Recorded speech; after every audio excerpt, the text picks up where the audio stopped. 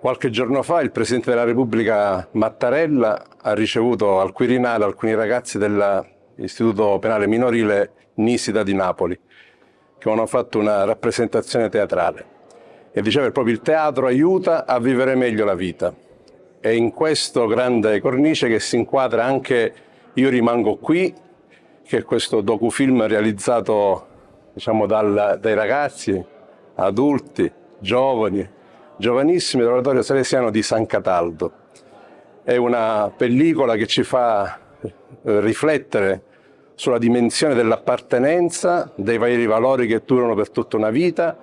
e anche ci mette davanti un mondo, soprattutto qua in Sicilia, che ci può portare anche a lasciare il nostro territorio per realizzarsi. Come salesiano vedo questo lavoro molto interessante perché sviluppa appunto l'aspetto del teatro, delle arti espressive, che già Don Bosco nel 1877 nel Trattato sul sistema preventivo accennava proprio a questo. Si dia ampia libertà ai giovani di correre, saltare, la declamazione, la recitazione, il teatrino sono strumenti che conducono alla sanità e alla santità e alla cura e alla crescita della persona. Quindi come ispettore dei Salesiani in Sicilia non posso essere altro che contento,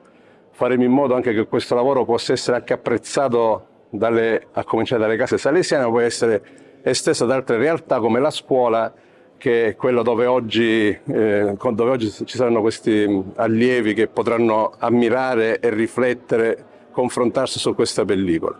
Poi in un giorno particolare che è il 15 maggio, oggi la Sicilia festeggia i 78 anni dal Statuto dell'Autonomia siciliana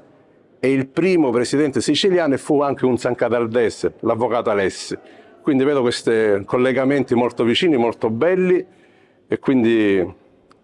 viva gli attori, i protagonisti, chi ha scritto la sceneggiatura, il regista e tutto il lavoro che ci sta dietro, perché ci dà anche uno spaccato di quello che è come affrontare le prove e le gioie della vita.